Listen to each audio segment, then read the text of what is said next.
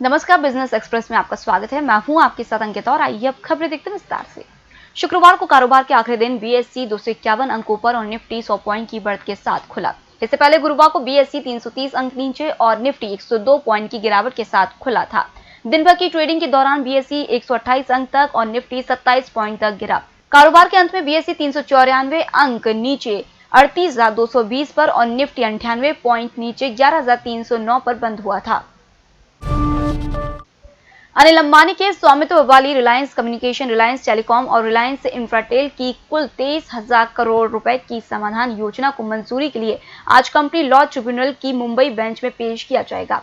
इस समाधान योजना के तहत चीनी बैंकों को 7,000 करोड़ रुपए मिलने की उम्मीद है।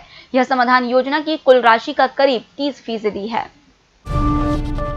सरकारी तेल कंपनियों की ओर से आज डीजल की कीमत में कोई बढ़ोतरी नहीं की गई है। हालांकि पेट्रोल के दाम में करीब 19 पैसे की बढ़ोतरी की गई है। वहीं दिल्ली, मुंबई और चेन्नई और कोलकाता में डीजल और पेट्रोल के दाम कल की तरह ही हैं। हालांकि 30 जुलाई को दिल्ली सरकार ने डीजल के दाम में 8 रुपए 36 पैसे की कटौती की थी, जिससे दिल्ली में डीजल का दाम बाजार में 73 रुपए 56 पैसे प्रति लीटर हो गया था। सुप्रीम कोर्ट ने दिवालिया कानूनी कार्रवाई का सामना कर रही दूरसंचार कंपनियों द्वारा समायोजित सकल राजस्व से संबंधित बकाया राशि का भुगतान नहीं करने पर गुरुवार को चिंता जताई। Justice Arun Mishra, justice S Abdul Nazeer और जस्टिस एम.आर. शाह की पीठ ने कहा कि घोड़े की कीमत चुकाए बिना ही दूरसंचार कंपनियां सवारी कर रही है। बकाया राशि का भुगतान किए बगैर कोई भी स्पेक्ट्रम का इस्तेमाल नहीं कर सकता।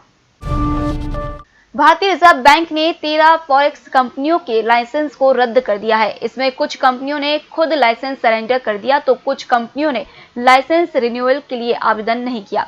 कुछ कंपनियों का लाइसेंस इसलिए भी रद्द हुआ क्योंकि वे फेमा के नियमों का पालन करने में असफल रही है। आरबीआई ने एक पब्लिक नोटिस में यह जानकारी दी है।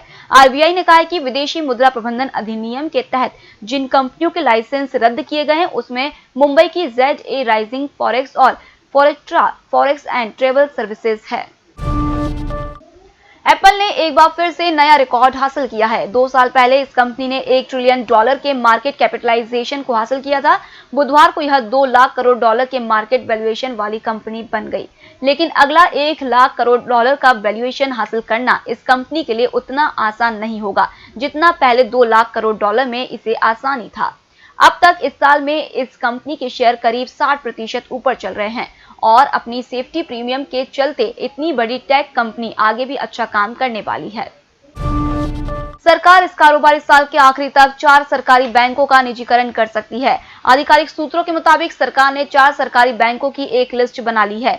ये बैंक है Punjab and Sind bank, bank of Maharashtra, UCO bank और आईडीबीआई बैंक। इन बैंकों में प्रत्यक्ष या परोक्ष रूप से सरकारी की बहुमत हिस्सेदारी है। इसका सरकार भी निवेश करना चाहती है। यह इसलिए भी किया जा रहा है कि इससे सरकार की आय बढ़ेगी जो कोरोना वायरस महामारी के कारण बुरी तरह से प्रभावित हुई है। सरकार Indian railway catering and tourism corporation में कुछ हिस्सेदारी बेचना चाहती है। यह विनिवेश इसी कारोबारी साल में हो सकता है। बिक्री प्रक्रिया का मैनेज करने के लिए दीपम ने मर्चेंट बैंकर्स से रिक्वेस्ट फॉर प्रपोजल आमंत्रित किया है। मर्चेंट बैंकर्स को अपनी बोली 10 सितंबर तक जमा करनी है। कंपनी में अभी सरकार की हिस्सेदारी 27.40% है। सेबी के पब्लिक शेयर होल्डिंग नियमों का पालन करने के लिए सरकार को कंपनी में अपनी हिस्सेदारी घटाकर 75% पर लानी है। केंद्र सरकार जल्द ही ट्रांस फैट एसिड जैसी तत्वों का खाने के उत्पाद में कम उपयोग करने के बारे में फैसला ले सकती है। ऐसा इसलिए क्योंकि इसके ज्यादा उपयोग से लोगों में कोविड-19 के अलावा भी तमाम बीमारियां बढ़ रही हैं। फूड रेगुलेटर ने खाद्य सुरक्षा और मानकों के नियमों में संशोधन के माध्यम से फूड प्रोडक्ट में ट्रांस वसा को लिमिट करने के लिए सितंबर 2019 में एक ड्राफ्ट का प्रस्ताव जारी किया था।